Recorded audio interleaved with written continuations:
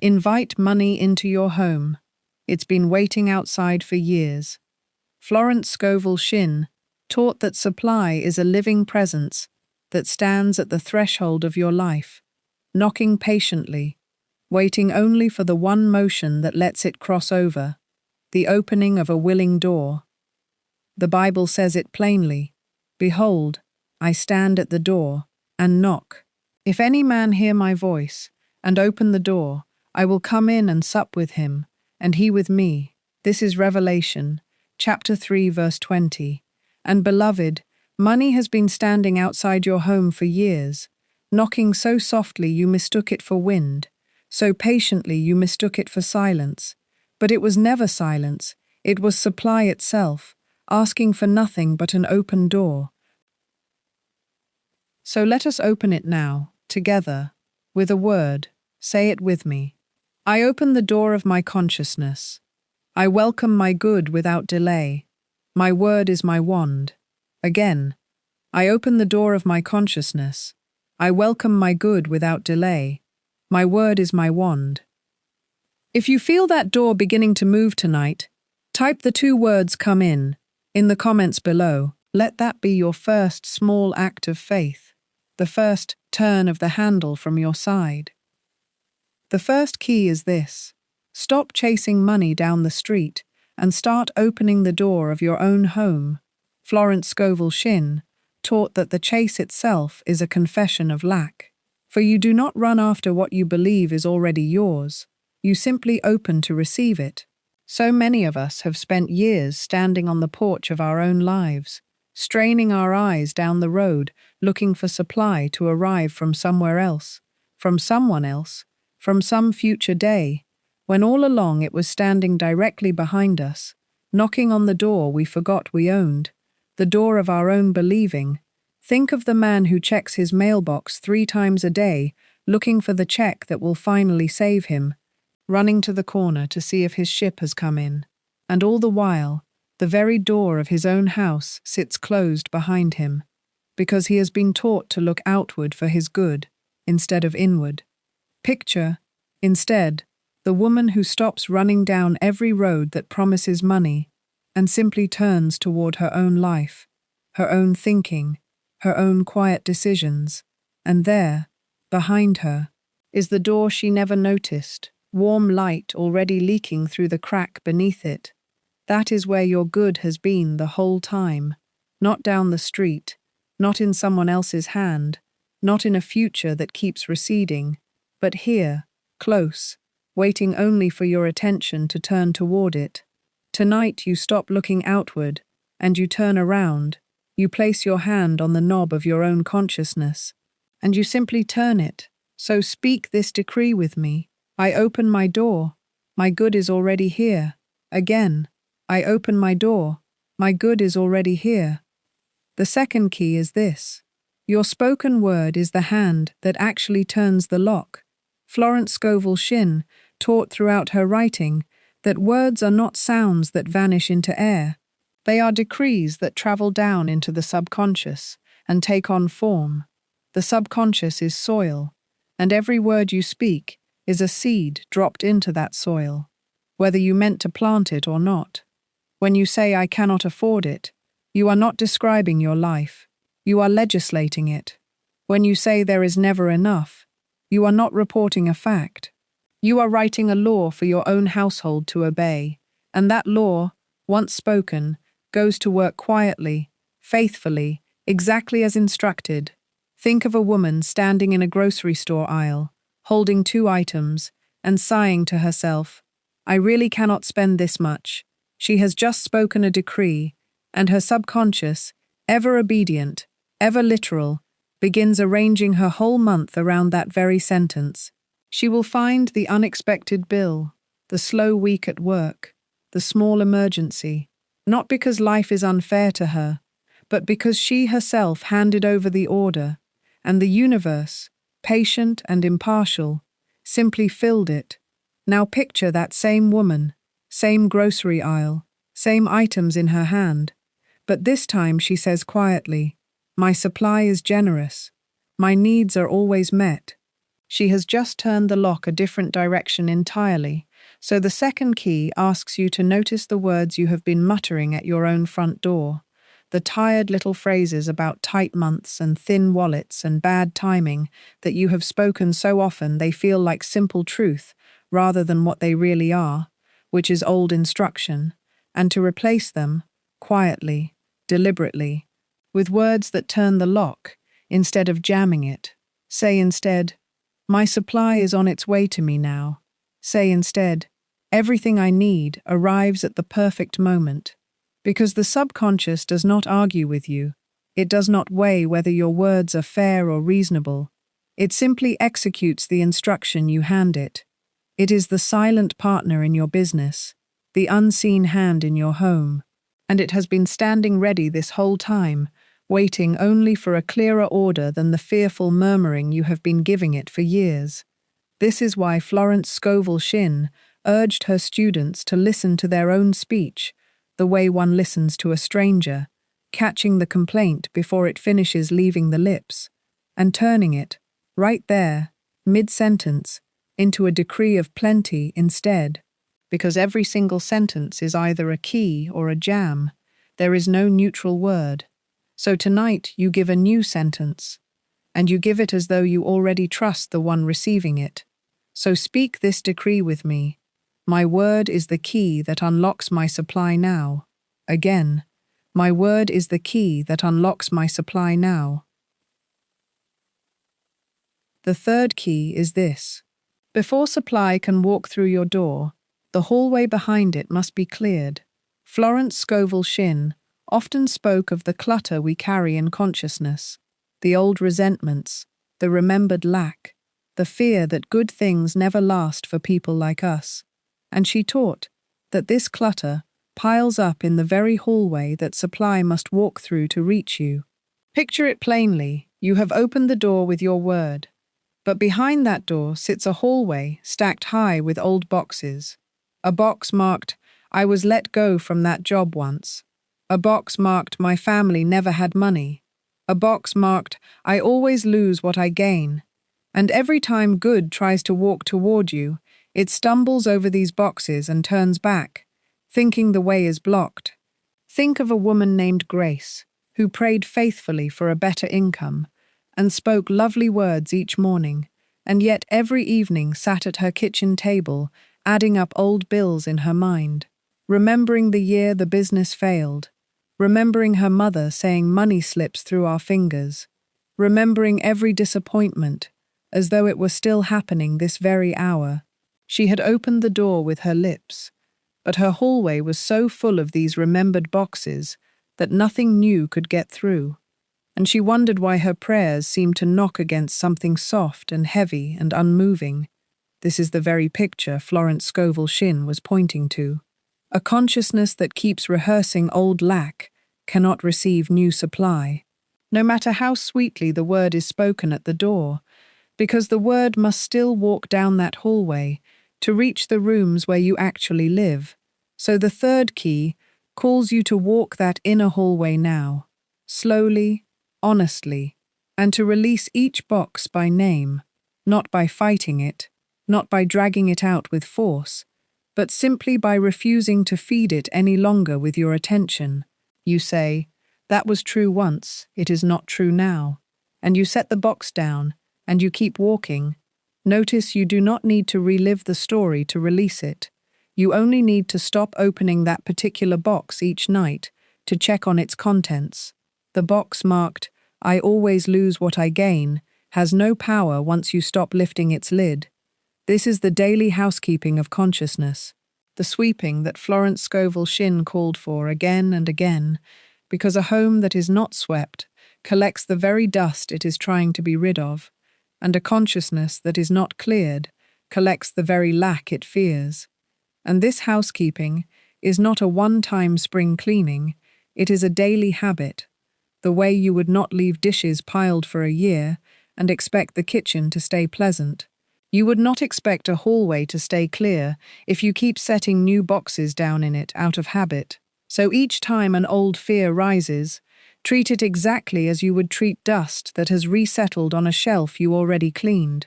You simply wipe it away again, without drama, without alarm, without believing the dust means the room was never clean at all. So tonight, in your imagination, walk your own hallway and lay down what you have carried long enough. Feel how much lighter the passage becomes. Feel how much closer the knock at your door now sounds, once there is nothing left standing between you and it. So speak this decree with me: I clear the way. Nothing blocks my good today. Again, I clear the way. Nothing blocks my good today. The fourth key is this: you must stop seeing yourself as the beggar at another door and start seeing yourself as the host at your own table. This is the turn from poverty consciousness to what Florence Scovel Shinn called the consciousness of the child of a rich father. Notice the verse again. I will come in and sup with him, and he with me. This is not a transaction between a stranger and a landlord. This is a shared meal between two who belong at the same table. So long as you picture money as something you must plead for, you keep yourself in the posture of the one standing outside in the cold. But the moment you see yourself as the host, the one who has already pulled out the chair, your very bearing changes, and consciousness always meets you in the posture you assume.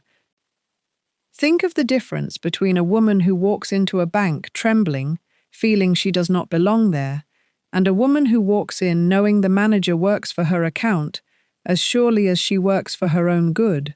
Both may ask for the very same loan, but only one is received as one who is expected. This difference is decided long before she ever reaches the desk, decided in the quiet rooms of her own self-concept, where she has already rehearsed whether she belongs or whether she is intruding.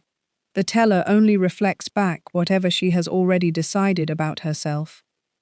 Let me tell you of a woman who kept a single cup and a single plate in her cupboard, saying, "Why keep more? No one is coming, and no money is coming either." Year after year, her cupboard held exactly what her belief allowed.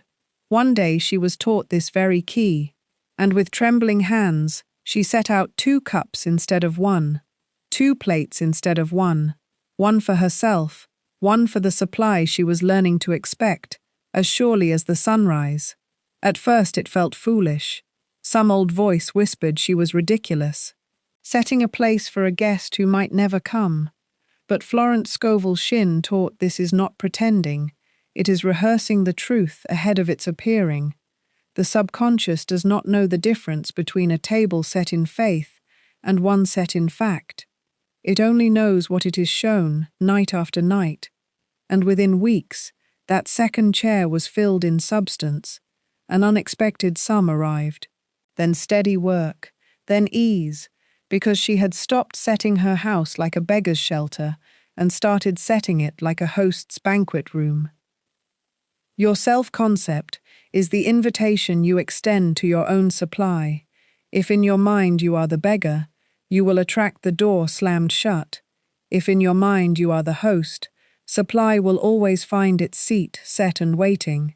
The beggar consciousness checks the price tag first and flinches. The host consciousness reaches for what is needed and trusts the paying of it.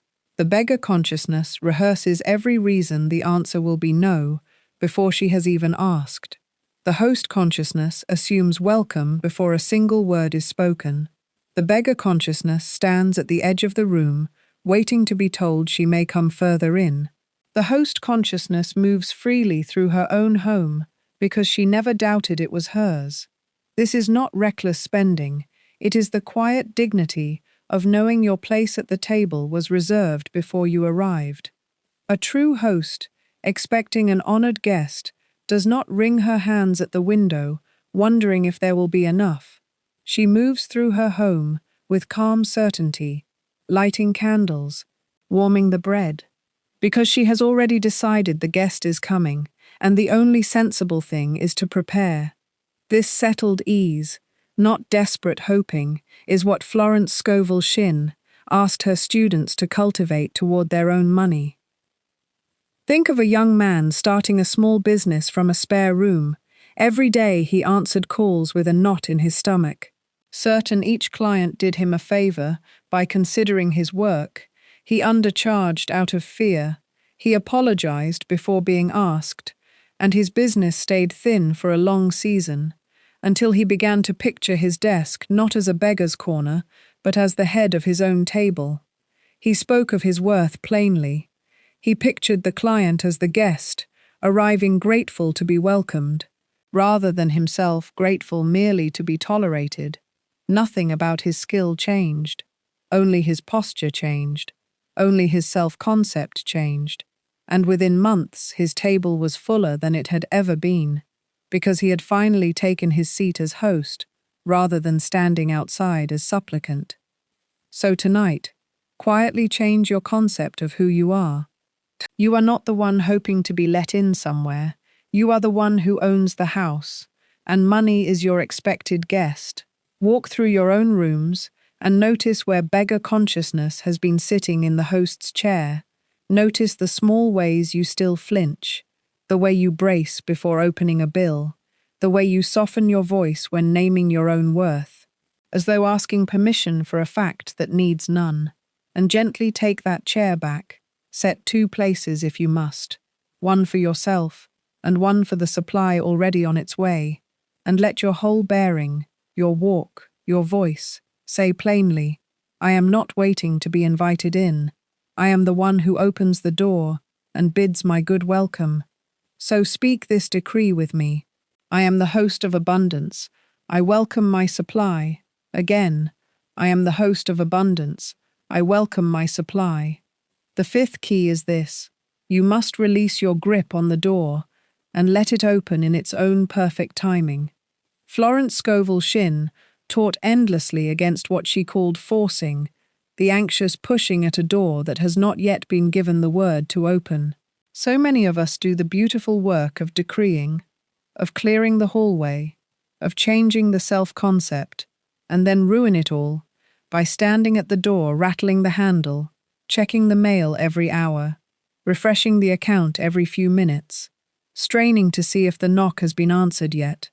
This is resistance dressed up as effort, and resistance is the one thing that jams even a well-oiled lock. Consider the woman who prays faithfully for a new position, speaks her word with conviction in the morning, and then spends the whole afternoon calling the company back a second time, a third time, hovering near the phone, refusing to leave the house in case the call comes while she is out. She has planted her seed and then dug it up hourly to check on its roots. And a seed handled that roughly cannot grow, it bruises under the very attention meant to help it. Think of a seed planted in soil. The gardener does not dig it up every morning to see if it has grown. She trusts the process she cannot see. She waters it. She keeps the ground clear of weeds. And then she walks away and lives her life, trusting the sun and the rain and the dark underground work she cannot witness.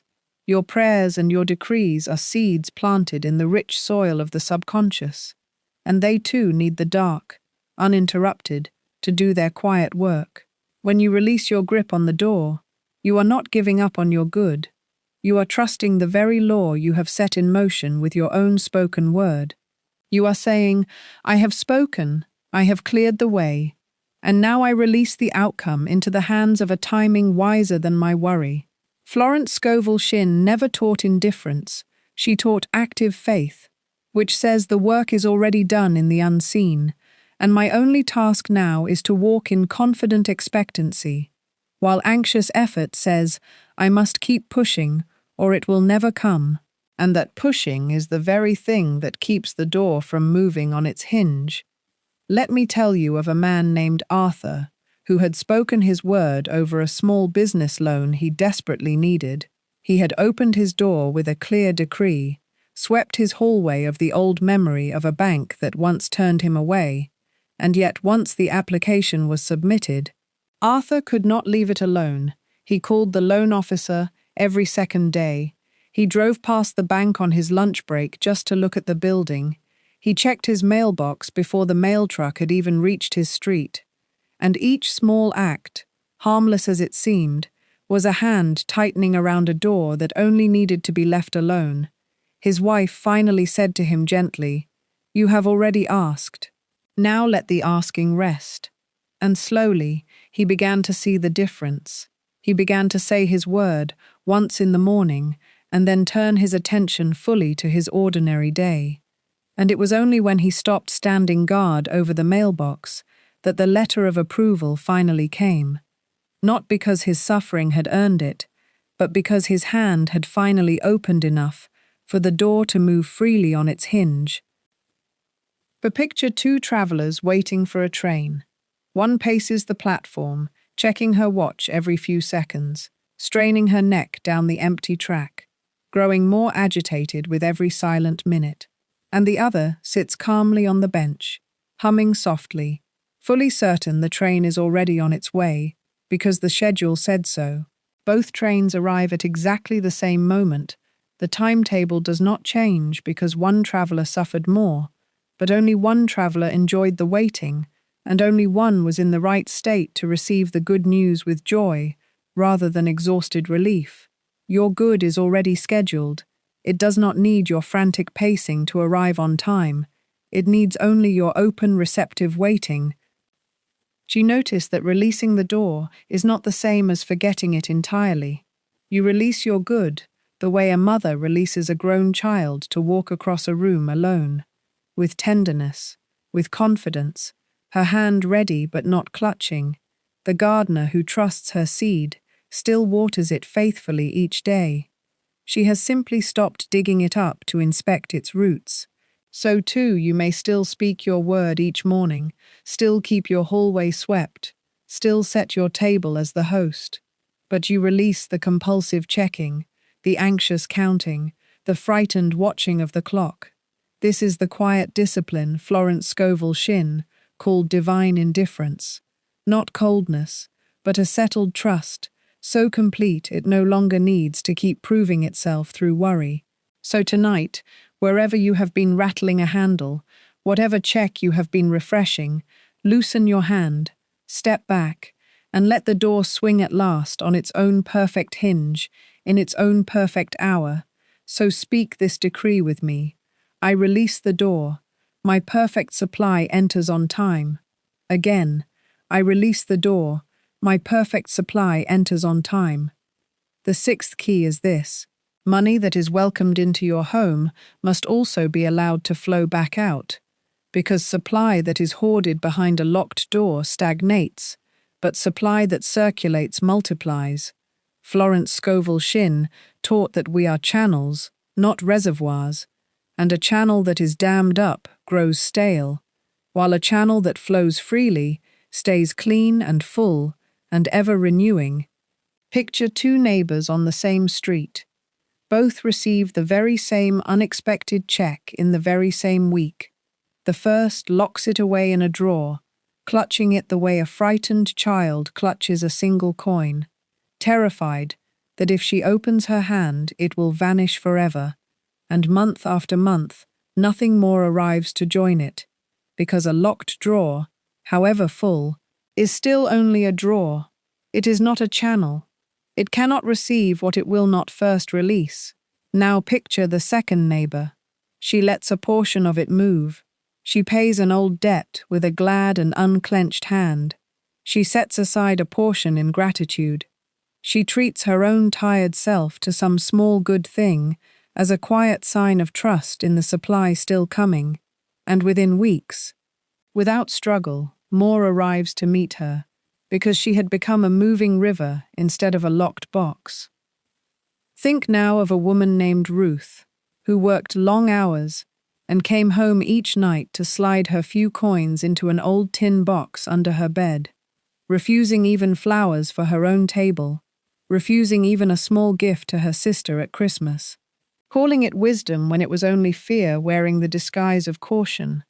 And yet the tin box never grew fuller no matter how tightly she guarded it. One evening a friend gently asked her, "When did you last let $1 leave your hand with joy instead of dread?" And Ruth could not remember such a day.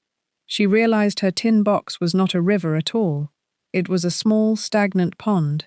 Growing thinner and greener each season, it sat untouched.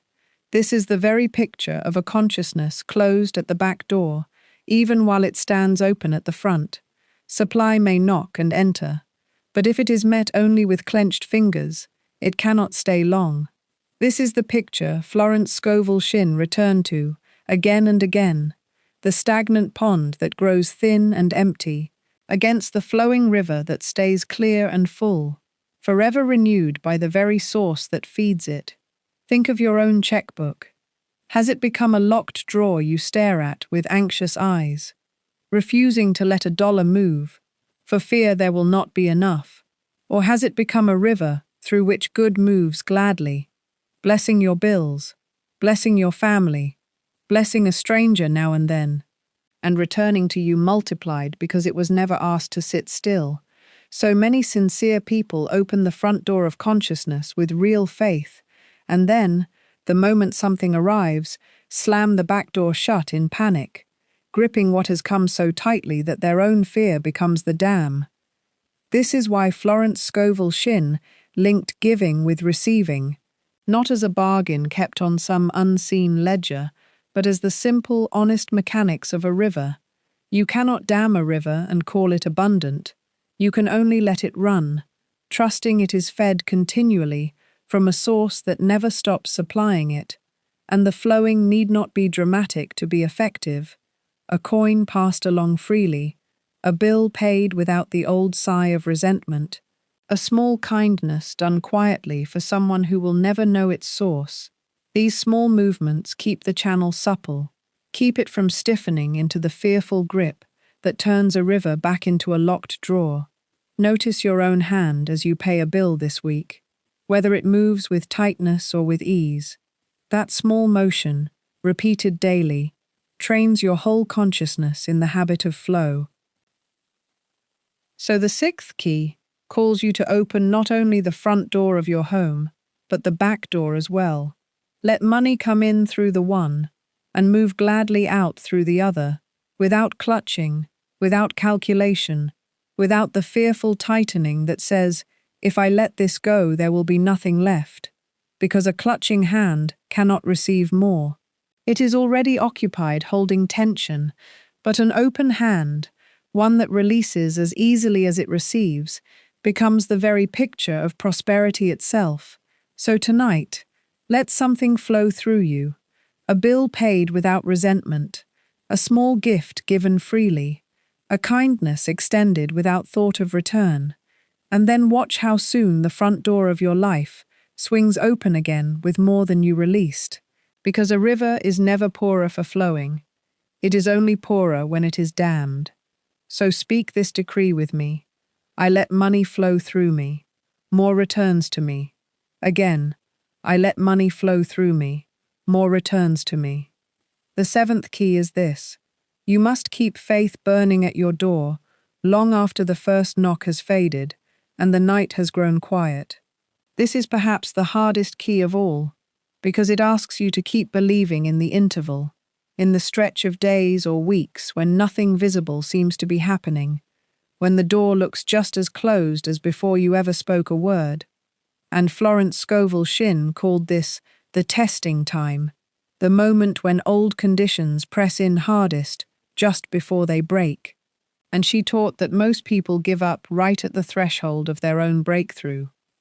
Think of the man who prays for a new position, speaks his word, clears his hallway, sets his house in order, and then, 3 weeks later, hears nothing but silence on the same kitchen table, and quietly begins to say, I suppose it was not meant for me.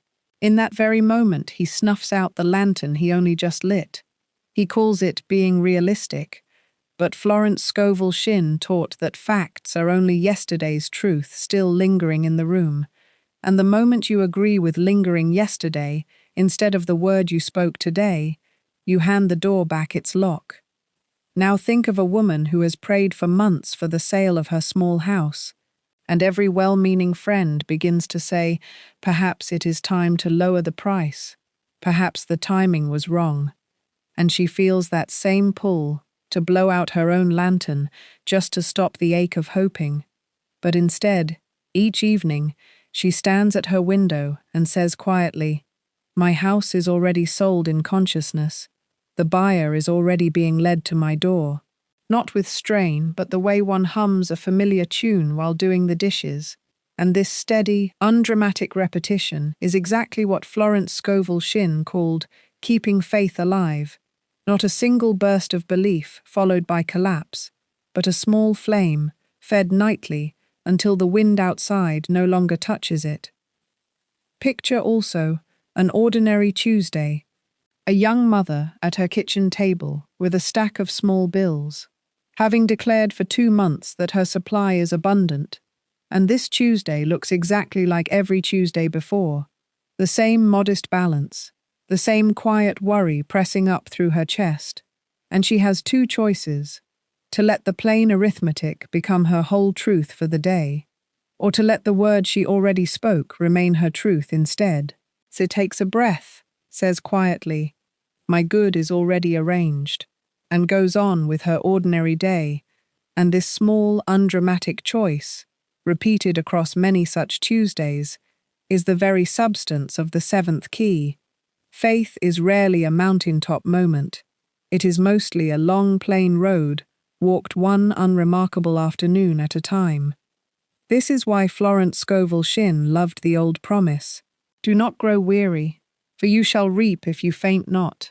Because fainting, giving up in the last stretch, is the only thing that can truly delay a good already in motion. She never said the good was uncertain. She said it was already crossing the distance toward you, the moment you spoke the word, and the only danger was whether you would still be standing at the door, lantern lit, when it arrived. So many miracles turn back at the very last mile, simply because the one praying grew tired 1 week, 1 day, sometimes 1 hour too soon. Consider a gardener who plants a seed on Monday, and by Thursday, seeing no green shoot, digs it up in frustration, believing it faulty. We would call her foolish. For the most important growing happens in the dark underground, where no eye can check on it. And yet how many of us do exactly this with our own spoken word, planting a decree on Monday and abandoning it by Thursday because the surface looks unchanged.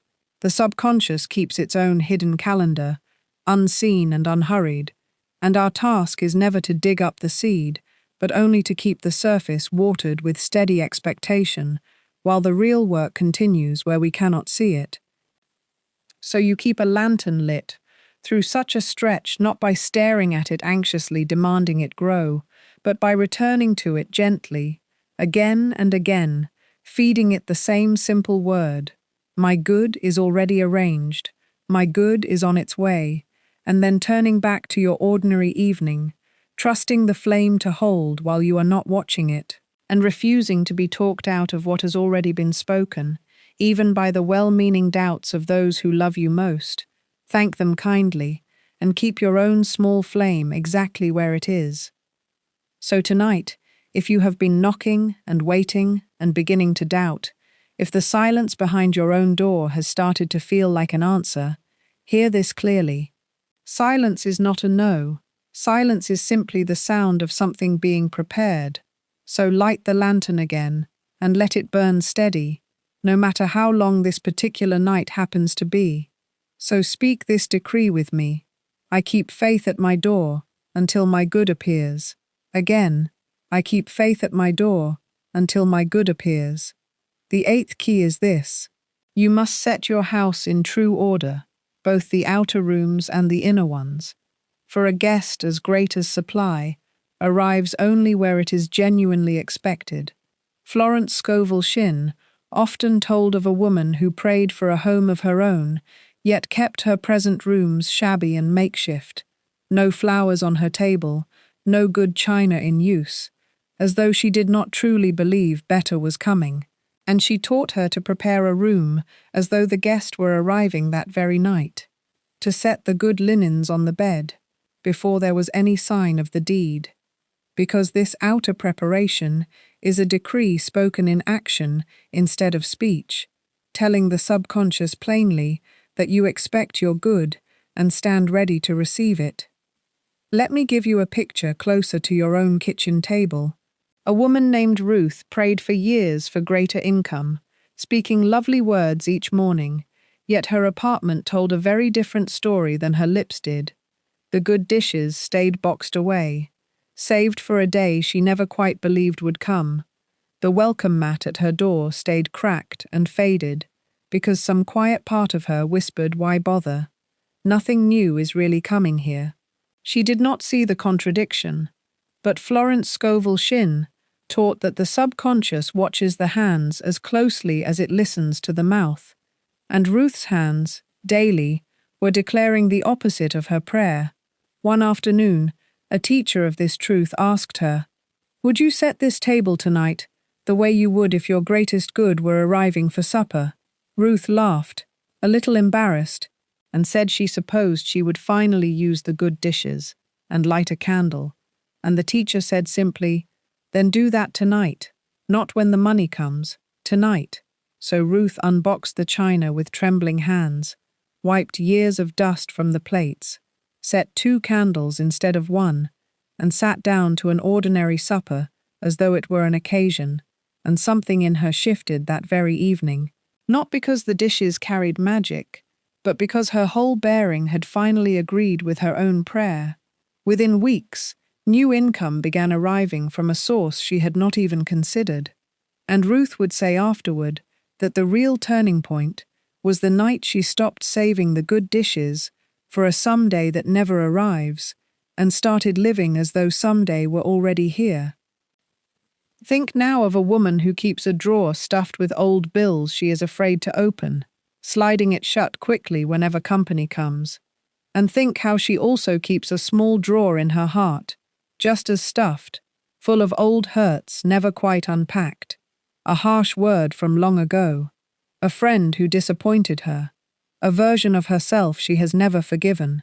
She prays nightly for supply to fill her home, and yet she has 2 drawers she will not open, one of paper, one of feeling, and supply, sensing this cluttered welcome, lingers at the door rather than entering. This is why Florence Scovel Shinn insisted the work is never only spiritual in the abstract. She would say, "Go and clean the drawer. Go and open the bills and face them calmly. Go and mend the coat you have been avoiding. Go and set the table even before the guest is confirmed, because these small physical acts are declarations made in the language the subconscious understands best, the language of action. And once the outer drawer is cleaned, the inner one becomes easier to face as well." Notice, this is never about the size of the task, never about grand renovation, but about the sincerity of a single gesture. A drawer emptied, a chair repaired, a candle lit on an ordinary night.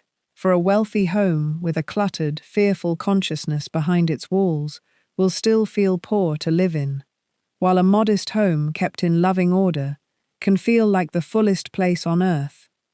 But the outer room is only half the house. Is your mind tidy, or cluttered with the same old worry left lying like unwashed dishes overnight? Is your heart at peace, or strewn with grudges not yet swept toward the door? A house prepared only on the outside while the inside stays in disarray sends a mixed invitation, and supply, sensitive to the true state behind the words, will hesitate at a door like that, no matter how lovely the curtains look from the street. Rubbish left too long begins to smell of poverty, even in a room filled with flowers, and a heart left unforgiven begins to whisper lack, even when the mouth is speaking faith. So the 8th key asks you to prepare both rooms tonight, understanding that neither alone is enough. Tidy one shelf in your home, and let it remind you to tidy one old grudge in your heart. Pay one small bill with a glad and willing hand, and let it remind you to release one small resentment with that same willingness. Light one candle at your table tonight, not for some occasion still waiting in the future, but simply because you have decided the occasion is now. Let the outer order and the inner order move together, like 2 hands finally clasped in agreement, saying the same quiet thing, unmistakably, "I am ready now. I have made room. I expect you. So speak this decree with me. My house is ready. My supply is welcome here." Again, my house is ready. My supply is welcome here. The ninth key is this, and it is the key that gathers up all the others. The door, once opened, is meant to stay open, not merely for a single visit of supply, but for an abiding companionship with it. Notice again how the verse ends. I will come in and sup with him, and he with me. This is not a knock answered once and then forgotten.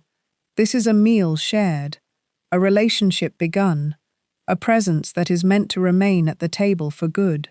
Florence Scovel Shinn taught that so many people open the door once, receive one check, one gift, one stroke of fortune, and then quietly let the door drift shut again, returning to their old worried talk, their old anxious watching, as though the visit were a rare event rather than the beginning of a permanent household.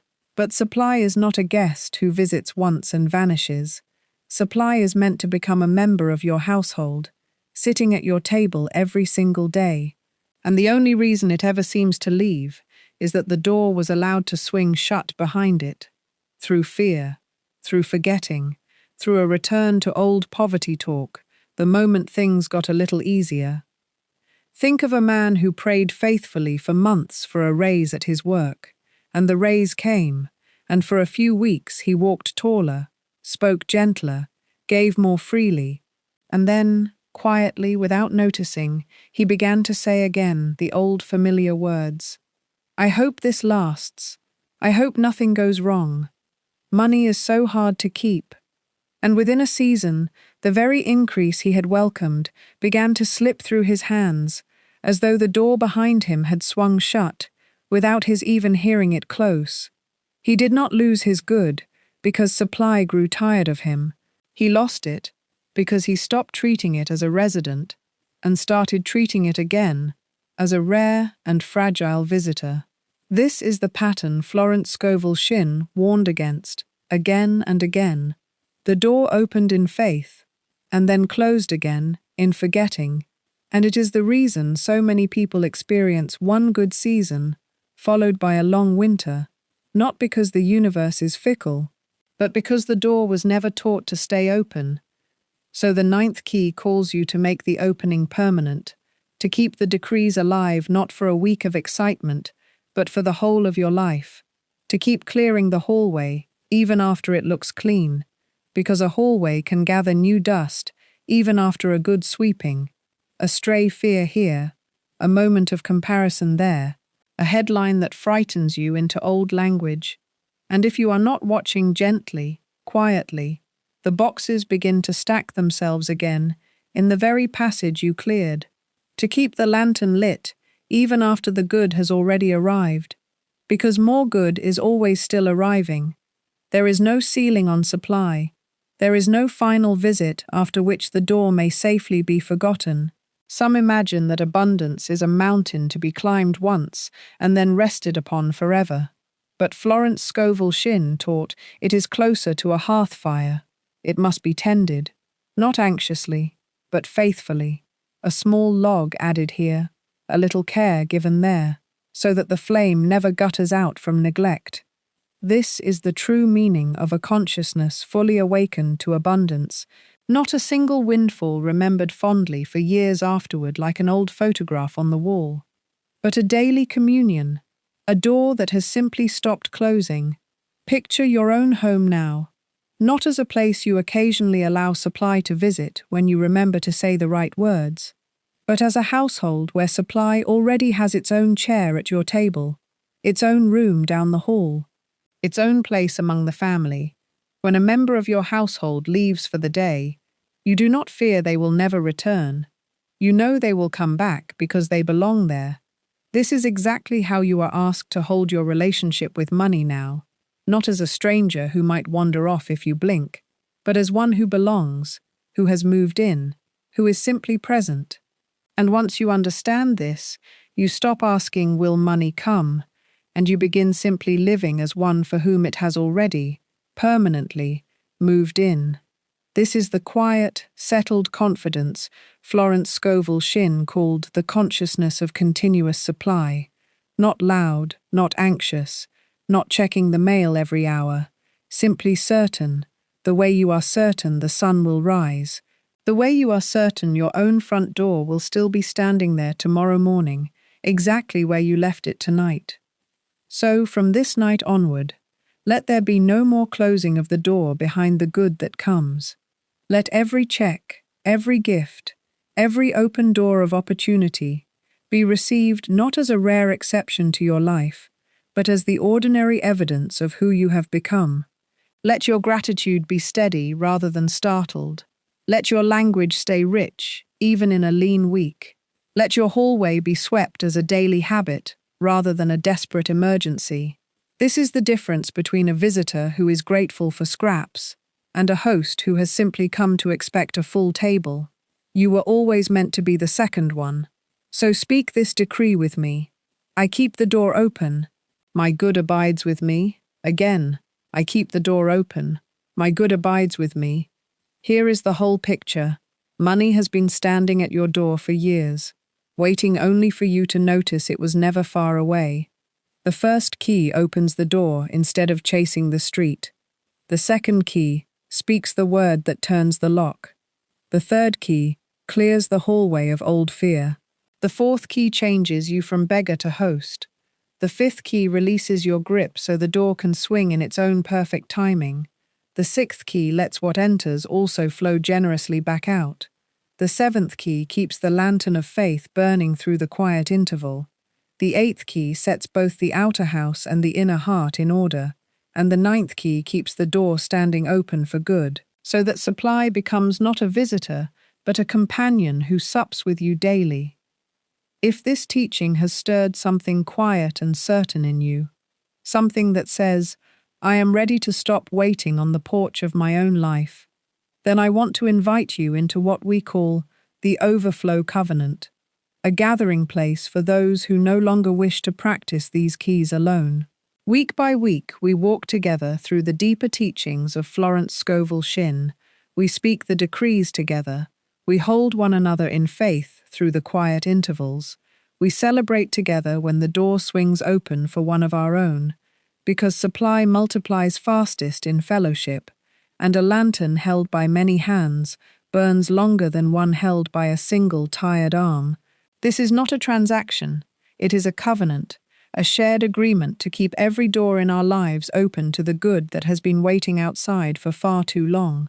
If you feel the pull toward this, the way is simple, and it is waiting for you, the same way your supply has been waiting, patiently, quietly, at the door. So let us close as we began, with the word that started it all. Say it with me one final time. I open the door of my consciousness. I welcome my good without delay. My word is my wand. And tonight, when you turn out the last light in your home, remember it was never really waiting outside at all. It was waiting for you, standing so close, so patient, at a door that was always, always yours to open